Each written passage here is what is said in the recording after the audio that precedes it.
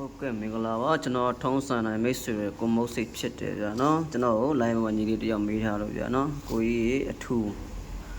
ကင်းစားအထူးချိန်တာပြပေးပါဆိုတော့နော်ပြပေးပါဆိုတော့ညီအထူးချိန်တာကြတော့ကိုကြီးကညီပြောချင်တာအကျိုးရလားချီကြော်ရလားဒါမှမဟုတ်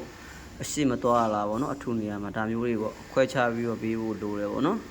ဒါပေမဲ့ကိုကြီးကတော့ဒီမှာလက်ရှိမျိုးတော့သဘောတရားတစ်ခုအနေနဲ့အထူးချိန်တဲ့ခါကျရင်ပြောပြမယ်နော်နံပါတ်1ကိုယူဒီမှာအထူးချိန်တဲ့ခါကျရင်ဒီမှာမှတ်မြင်ပေါ့နော်အကျိုးတယ်ဆိုလို့ရှိရင်နော်ဒီလေးမေးတာအကျိုး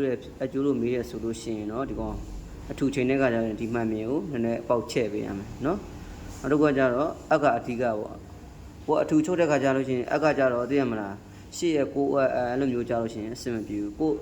အထက်ဝံမူတည်ပြီးတော့အကိုချိန်ပေးရမယ်ဥပမာ17လား12လားဟုတ်တယ်မလားနော်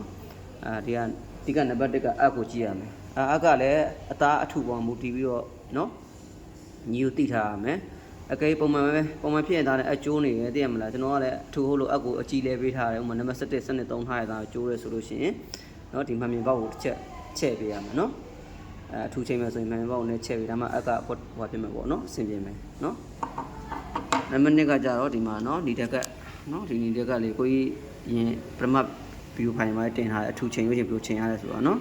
ဒီနေတက်ကကိုအဲ့နဲ့နော်ထိမ့်ပေးထားရမယ်ရှေ့နောက်ဒါဆိုလို့ရှိရင်နော်ဒီဘက်ကကြည့်မယ်ဆိုရင်ရှေ့ပေါ့ဒါဆိုအနောက်နော်အားလေးကိုတစ်ချက်နော်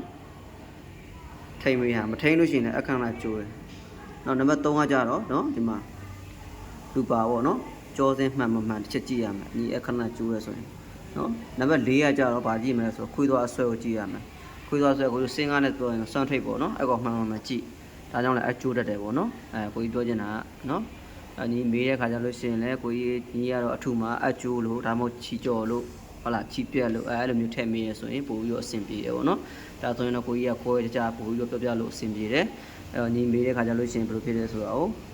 နော်ဒီကခွဲကြပြီးတော့ပြောပါအခုကျတော့ကိုကြီးကကျတော့ဖြစ်နိုင်ခြေရှိတာတွေကိုမှန်းပြီးတော့ပြောရတာဖြစ်တယ်ဗျနော်အဲ့တော့အထူမှာတကယ်၍ချီကြော်တယ်ဆိုလို့ရှိရင်လည်းအတူတူပဲထုံနေသူပဲနော်ချီကြော်တယ်အထူမှာချီကြော်တယ်ဆိုလို့ရှိရင်လည်းအဲ့တိုင်းပဲနော်အတိကချီဦးမှာချီကြော်တယ်ဆိုရင်အတိုင်ကိုအတိကတိုင်မှန်းရမယ်အတိုင်မှန်းရမယ်နံပါတ်2ကကြတော့ဒီတကယ်မှန်နော်ဒီတကယ်ကြတော့ကပ်ပေးထားမှန်းနဲ့ဟိုအထူချုပ်တဲ့ခါကျလို့ရှိရင်ဒီတကယ်ကနော်ကပ်ပေးထားမှာဟိုပါလို့ရှိရင်အဆင်မပြေဘူးဒီကောင်နော်ကိုကြီးရှစ်ဗီဒီယိုဖိုင်မှာတင်ပေးထားညီကြည့်လို့ရရနော်ကိုကြီးဒီမှာအဲဒီကောင်လေးနော်ပွာနေလို့ရှိရင်လည်းအခန်းကကျိုးတယ်ချီခဏကြော်မယ်နော်ပြီးရင်ဒူပါနော်လုံးနော်ကြောစင်းမမှန်အောင်ဆိုလို့ရှိရင်လည်းချီခဏကြော်မယ်ပေါ့နော်အဲ့ဒါမျိုးကြီးပေါ့မချီပြက်တယ်ဆိုလို့ရှိရင်လည်းဒီမှာဒီလူကမကောင်းတာလားဒီမှာကြောစင်းမမှန်တာလားနော်အဲ့လိုမျိုးကြည့်ရမယ်မှန်မြင်မကောင်းတာလားသိရမလားအထူးမှမှန်မြင်မှာရှနေတာနော်အဲ့လိုမျိုးလည်းကြည့်ရမယ်ပေါ့နော်အဲ့တော့ကိုကြီးပြောချင်တာညီတကယ်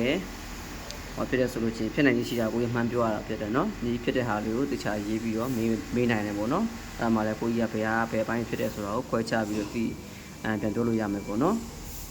ကိုလည်းရှိဖြစ်နိုင်ရှိရတယ်တော့ကိုကြီးဒီပြပြပြီးသွားပြီနော်တကယ်အဆင်ပြေရရှိရင်ကိုကြီးကိုထပ်ပြီးတော့မေးလို့ရတယ်ကိုကြီးထပ်ပြီးတော့ပြန်ဖြည့်ပေးမယ်နော်စင်ပြေပါစေနော်ညီနော်